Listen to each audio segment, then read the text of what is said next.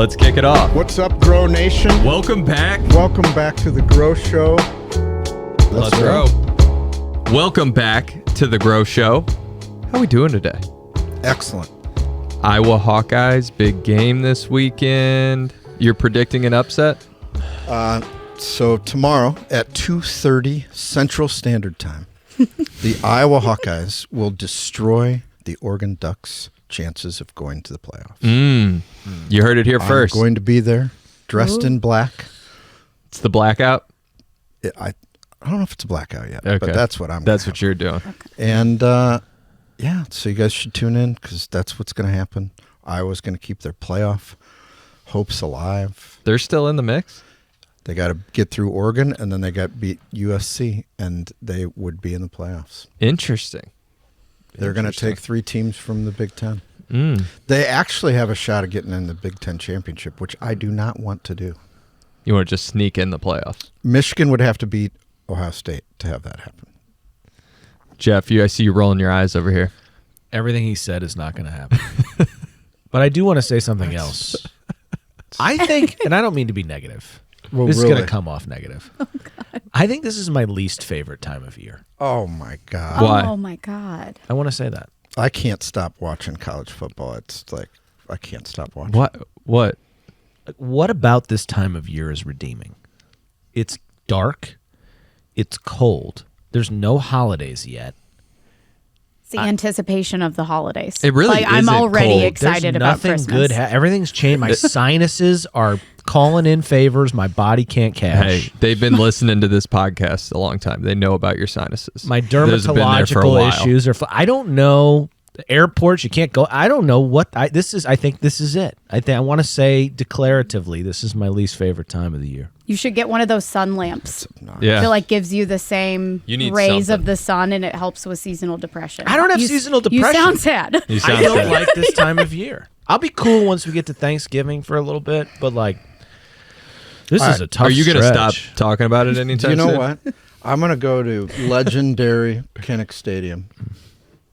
Legendary Kinnick Stadium. It is 100% chance of rain and 40 degrees, and I'm going to fucking love it. It's going to be amazing. You going to take your shirt off? I might. I might. Please do. There is no better place to be like I'm freezing cut cold like a and keg. in the dark, like Iowa. Yeah. That's a bone chill because you just don't expect Minneapolis. You go to Minnesota, it's like, oh, shit, it's gonna be cold. In Iowa, you don't realize how cold it is until you're there. Jeff, I'm going to have to cut you off. Don't you think? No. As an Iowan, No, because I went to college in Minnesota, and they're just not even close. I don't think that Iowa's that much different than here, weather-wise. that's insane. It's fucking freezing.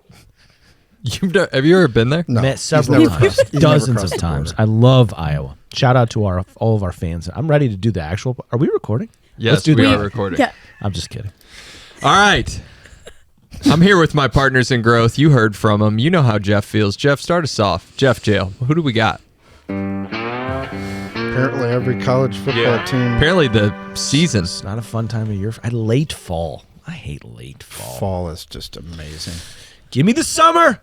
All right, Jeff Jail. Each week, I am singling out a sales rep or group of sales reps who are committing an offense, who are committing a crime, not against people or violating any laws, but they're violating my sensibilities. That's what this is. This week, it's a group of sales reps I like to call the objection dodgers, the deflection department, the non-answer network, This sounds like politics. the clarification crew. These are the sales reps that when you ask them a question at the end of a sales call, they dodge it, they float around, they don't answer your question. I have answer my question, and they want to dodge it because they're such good salespeople. But they're not. They're annoying, and they need to be thrown in jail, and that is what this segment is about. It's about how to handle objections. We can help these people, but let me paint a picture, and I'm going to give you our example. One example that you might get is when they say, Jeff, your price is too high. That's an objection. Eric, we hear that. Your price is too high. And it would be so interesting to wander around in a different direction and not answer the question. Or if they say something like, how much does it cost? It'd be so easy to start moving in different directions and wandering around. Answer the question. Tell them how much it costs.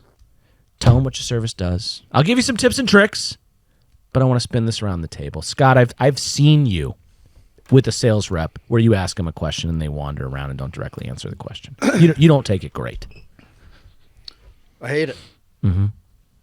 But I think people do it because they're taken off track in their presentation and they don't know how to go with the flow. And I want the answer right away. If I ask a question, I just want them to answer it. Just answer the question. Or if I have an objection, I want them to come at me right now and make me feel like they know what they're talking about. Otherwise, you've lost me for good. Eric, you've been on some sales calls lately. Somebody asks you a question. You wander around. You part of the deflection department? No, naturally, sometimes you do. But I try to be as direct as possible. And the most important thing about this, in my opinion, is yes, it's annoying, but also you only have so much real estate on these calls. You only have so much time. That's right. And if you're spending 5 minutes spinning around talking about your answer, you're cutting into valuable real estate of what you need to get out of that prospect. Amy?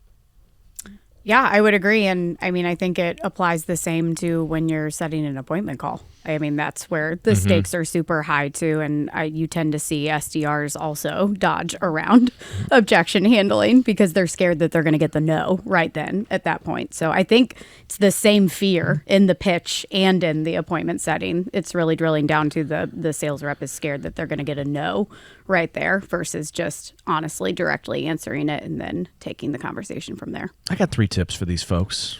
I got 3 tips. The first is, don't be afraid to just say yes or just say no. Are you guys based in St. Louis? Yes. That's it. No story. No background. Yes, we are based in. Do you guys work in the office? Yes. You guys use the tele? Yes. You don't need explanation.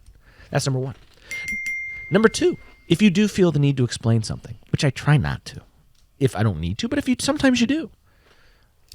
Are you based in St. Louis? And if so, why? Answer, then explain. Answer, then explain. Yes, we are based in St. Louis. And the reason why we are based in St. Louis is because our founders founded the company here. We feel a sense of civic pride. We love the Midwest, et cetera, et cetera. That'd be tip number 2. Tip number 1, don't be afraid to say yes or no. Tip number 2, answer the question, then explain. Tip number 3, if you're going to have an objection, the way to handle an objection, 3 steps. Number 1, ask a clarifying question. 54% of high-performing sales reps, 54%, ask a clarifying question before they answer an objection. Next, slow. 173 words per minute, top salespeople. 185 words per minute, average salespeople. Slow down. And number 3, I like a little feel, felt, found. I'm old school. I like a little feel, felt, found. Hey, Jeff, your price is too high. What do you mean? Well, on a per lead basis, your price is too high. Oh, I see what you're saying. You're saying cost per lead is too high in your head. Yeah. Well, it's interesting. I actually just talked to a customer a few days ago who's been with us for a long, long time. And what they told me was they've gotten an amazing amount of ROI out of our service. And they happened to believe at the time they bought that maybe price per lead was too high. But now what they've found is that price per lead never mattered because the ROI is so high. Those are my tips. Jeff, I have stats. Deflection department. I have stats. Objection dodgers. You want to hear? I have Yeah. stats. Transparent sales reps closed 30 to 50% more. It's not from me. It's from HubSpot. It's from HubSpot. It's a HubSpot study. Transparent sales reps, 30 to 50% higher close rate. And the Harvard Business Review, Whoa. says trust drops by 50% and buyers are 3 times less likely to buy if a salesperson dodges a question. Smart kids. Send them to jail. Smart. Yeah, that's a big, because everybody's instinct is, well, why is your price so high? Well, it's not that high because we do this, that. you know, and then they don't even tell you the answer until the end. You know, what's your price? Well, you know, we have to. It depends on. Answer, then explain. Yeah, good tips. Good tips, Jeff. Thank you.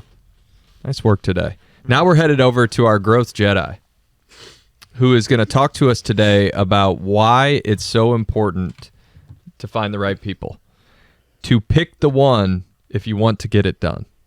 Did I have that right? Yes. There we go.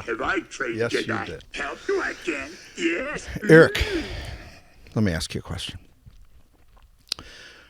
Why does the NFL have a draft? Because every player is not created equal.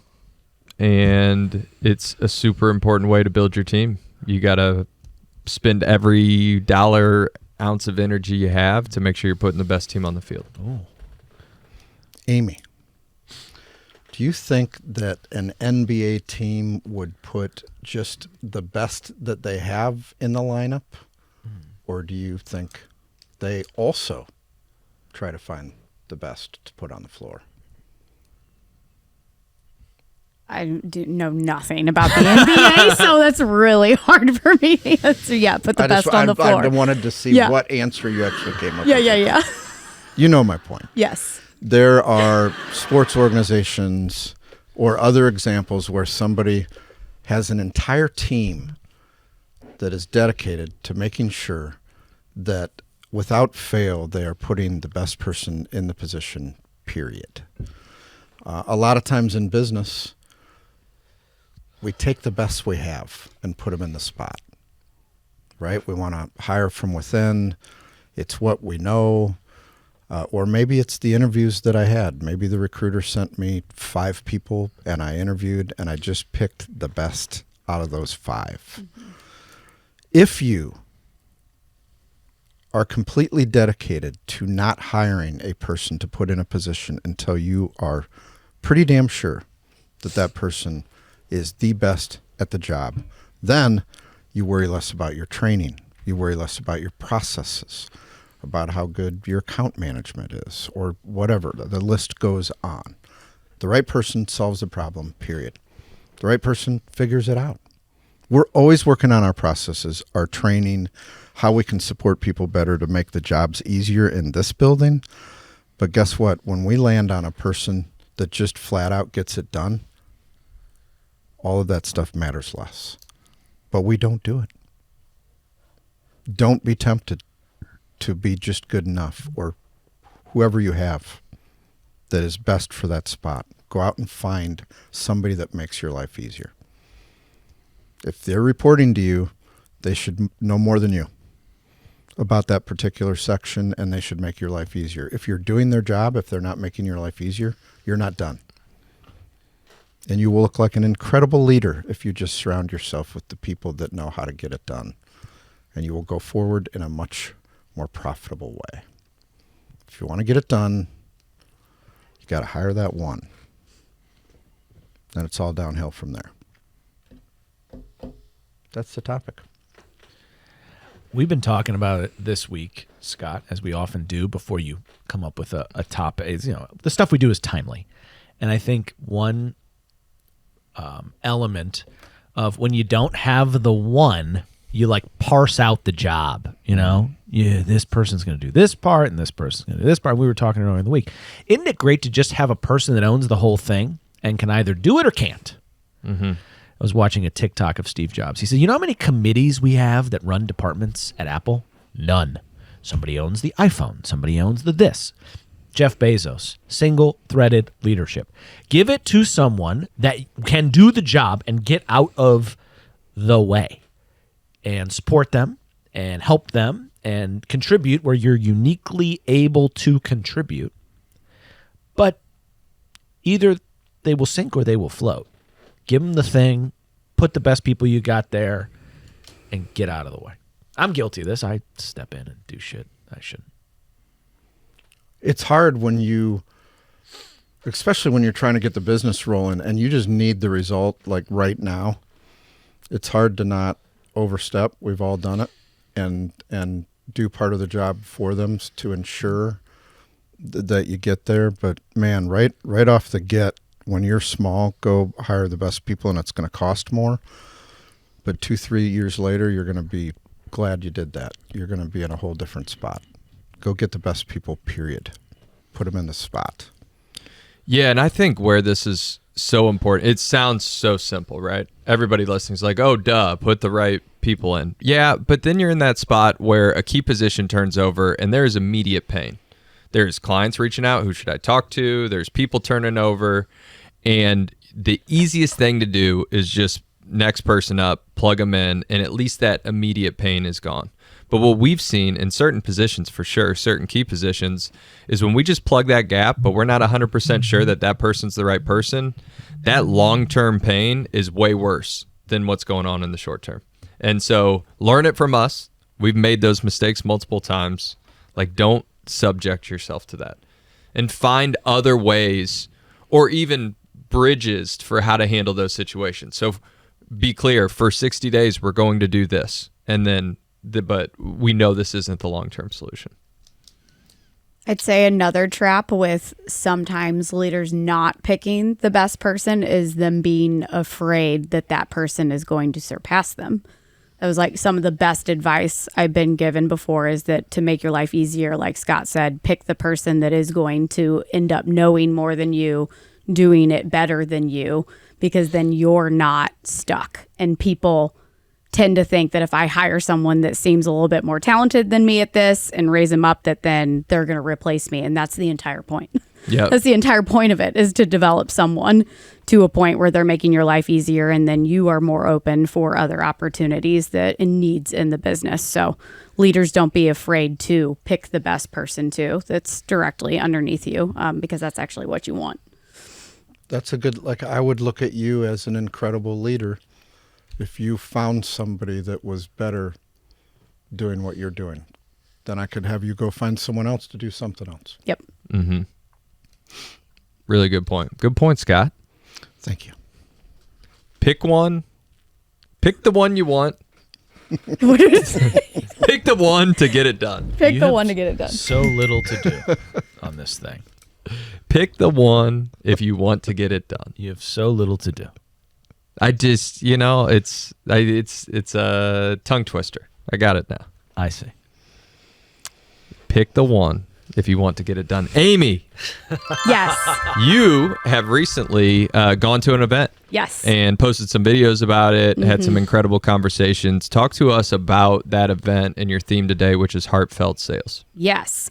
So we attended NALP earlier this week, Sunday, Monday, and Tuesday. It's the National Association of Landscape Professionals. So we met with hundreds of landscaping companies, and then all of the exhibitors were typically vendors of landscaping companies. And first of all, they just put on an incredible event. We attended a women's only luncheon and event the first day, and I thought that was awesome. They ended up giving a stat that in the past 3 years, their attendance to that conference is now 50% women, and women that are actually in their industry and leading in their industry. Got to hear a CRO of a very, very large landscaping company speak, and it just was really cool to see this industry embracing not only women being in landscaping, which maybe you typically wouldn't think, but like being in sales too. Most of their roles are being held in the sales arena, which I thought that was just a double whammy of them embracing that and cultivating that. But heartfelt selling. I saw 2 LinkedIn posts this week talking about companies sending handwritten direct mail to their prospects. And it's just starting to pop up even more. We've obviously done that now for over a year and a half. But it was talking about in the post heartfelt selling. And I just loved that and wanted to pick that up. And I think it ties into in-person events too. It was wild to me how many people would come up to our booth and just straight up ask, so what do you do? And looking at your pop-up signs and like wanted to openly ask, sell me and tell me what you do. And you just don't get that opportunity on the phones in an email or LinkedIn. You don't get that. And people wanted to have a human conversation and be there in person and connect. And it was just incredible to watch. So you definitely need to have likability if you're going to go and do these in person. And obviously we were with the best sales rep of all time from a likability perspective. But you can just tell that there's this need right now, I think, in the world of with so much AI and so much technology that people are almost returning a little bit to the old school ways of heartfelt human to human selling. So also was very eye-opening that if you do go to these trade shows and your service is a service-based company, you really have to know what differentiates you in the marketplace and what makes you different. We saw a ton of exhibitors that had actual tractors there and the tech that helps these landscapers do the job. And obviously we're a service-based industry and there were other companies like us. And if you're selling in person and don't have a physical product to show, like you have to be on what makes you different and be able to have that conversation. But it was incredible. So I would say with the up and down of Google right now and just some other channels, invest in trade shows, invest in some in-person selling experiences in 2026 because I think that it's going to actually be more and more on the rise in the next few years. Scott, you've been selling in person for years. Talk a little bit about the importance of that and why we're going back to that a little bit as an organization. Well, the interesting thing is years and years ago, we sold 100% face-to-face. And we were sending people all over the country on planes, and we were entertaining car dealers. And it just got really expensive. And we built a process where we could internalize sales, and we did it 100% over the phone. There was less noise at that particular point in time. Now we've arrived at a point where we're spending so much money on leads for our salespeople that it's gone back. Like it is now, and of course we honor the phone.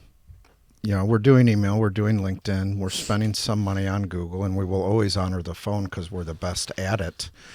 But we're eliminating spend in some other areas, and we've been planning sales rep trips to get out face to face. First of all, believe it or not, it's a differentiator. Like at least in our space, there's no one doing it, and close rates are 3 or 4 times higher. Yep. And we're going to save $50,000 to $75,000 a month in marketing expense, actually putting people on the street again in these little mini trips. And we had our first round, as you know, and it was already successful. People are excited about it. Yeah, I talked to our first rep that actually went on our first trip, and something he said stuck out to me. He's like, these guys are getting asked to be on Zoom calls all the time, and they're taking some of them. And so for them to just not to blow off a call and not show up or to, sit there and check their phone, like to be there in person, everything you're saying lands, 5-10 times greater than if you were to say it or the same exact thing over a computer. And I think that in your business, the efficiency is easy to fall in love with of, doing pitches virtually, and you don't have people traveling and that costs. But I would always do a little bit of in person so you can evaluate what's the true efficiency we're missing out on. Is it 5 times better, 4 times better, whatever it may be? That's a great point. You go out on a trip and your close rate's 30% and it's 6% on the phone. What's going on? Yeah. And maybe you still stay on the phone most of the time, but you got to figure out how to duplicate whatever the hell was happening on the road, or at least as much of it as you can, because that much of a difference in close rate. Big deal. It is a huge deal. And don't overcomplicate it. It's so much different to sell in person. Not really. No, it's not. Like you can't wear gym shorts because the computer only sees the top of your head. Okay, you got me there. And your body language matters, sure. But everything else is the same. It's just no computer screen. If it helps you, Right. imagine there's a computer screen. I'm bullish on in-person. I'm very bullish on events. I'm very bullish. It takes I the can only life out of imagine. me. It takes the soul out of me. But I'm bullish on events as it relates to business and sales. It's exhausting, but so productive. So productive. Yeah. There's no tired like I got to the trade show at 7:30 and it's 9 o'clock at night after the post trade show dinner. There's Yep. no tired like that. We were at a automotive trade show for 3 days, and we tracked everything, and I think we did like 875 full presentations to individual car dealers over a 3-day period. And of course we were young and we went out hard every night, Right. and then did that every day. But oh my God, it was so productive. So productive. That's one of those where it's like, do you remember the names of the people you met with? Like, I barely remember my own name. Yeah. I'm beat. Yeah. Yep. Great topic, Amy. Glad you had a great time at that Yeah. event. And we have made it here. We have made it. Thank you. To do or not to do. And this one is timely, based on what we were talking about. And I'm curious, when you go to these events, you guys have both talked about your experience. You just got back from them. Do you try to play the volume game, where you get as many business cards and as many introductions with people as possible? Or do you zero in on some of the people that you've had better conversations and go for a little bit more quality over quantity? Amy, let's start with you since you just got back. I think for us specifically and what we do, we went who was the best fit with the landscapers. We did some research beforehand, and we had some very picked out targets, and we were in luck that a lot of the ones that are primed for growth right now came to our booth. But we walked around for volume with the exhibitors just because we know that we can get them into the types of companies that they're looking for. So I feel like we kind of had a mix. We had a mix of a little targeting, and obviously wanted to meet as many landscapers and help as many as possible, but we definitely got more business cards walking around to all the exhibitor booths than the landscaping companies. Jeff. I have to do volume. Yeah. I do, because otherwise I'll have 3 and I'm like, I don't want to do any more conversations. So the way that I approach this is every single trade show is the exact same. I get there and I'm like frozen. I'm like, go find someone to talk to. Just do it. Go sit down at a table. Just do it. You got to have that first conversation. Then you got to have that second one. And then it's like, all right, I'm going to talk to 25 people. 25 people. I don't care who they are. I'm going to talk to 25 people. And some of those conversations are better. Some are longer. Some are shorter. But I am going to talk to X number of people in that day.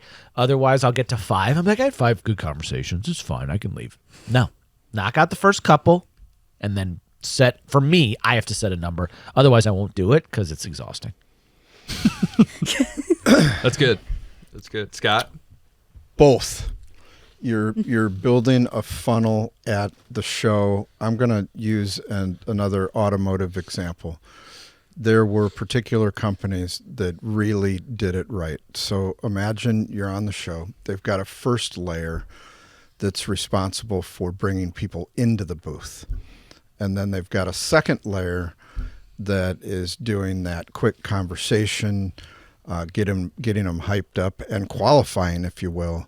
And then there's literally a couple of closing rooms in the booth in the back where they'll take somebody that's qualified and actually interested, pull them right back, and somebody that has a deeper level of experience will have an even more in-depth conversation. And then they at night will rent a suite or rent a bar or a restaurant, invite top prospects from the trade show there, and then they will have clients that are also at the show in that suite, just talking to people about how much they love working with that company.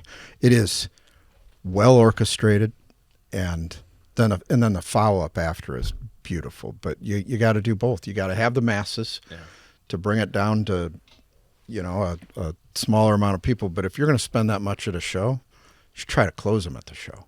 3 layers. Get them to the booth, get them excited, get them to the closing room.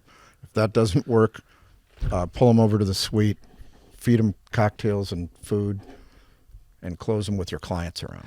There were secret speakeasy parties. And I did say to Ryan, I was like, we need a speakeasy party next time to close people. Let me tell you this, Scott. I bet you, Amy, you all will agree.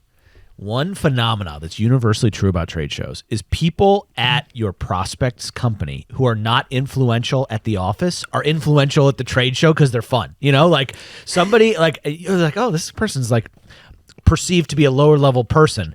At the office, like nobody cares about their opinion, but the CEO might care at the trade show because they're like fun and around and out late. It's like, oh, Steve's awesome, and Steve like might have a couple of drinks, and be like, God, I gotta tell you, I met this one company, they're awesome. No one would care about Steve's opinion at the office, but they care at the trade show. So be careful about who you dismiss. Yeah. That's funny. Yeah. There's people that are good at bringing people to booth. Yeah. People that are good at qualifying, people that are good at closing, and then there are people that are good at entertaining Right. clients and prospects. Uh-huh. And then people that are good at taking all of that and following up after the fact. You orchestrate it the right way, you could literally get your pipeline full for an entire quarter. Yep. Yeah. Yeah. That's huge. Yep. Well, great insight on the event piece. Good insight overall. Good to be back with you all. And until next time, let's grow. Let's grow. grow.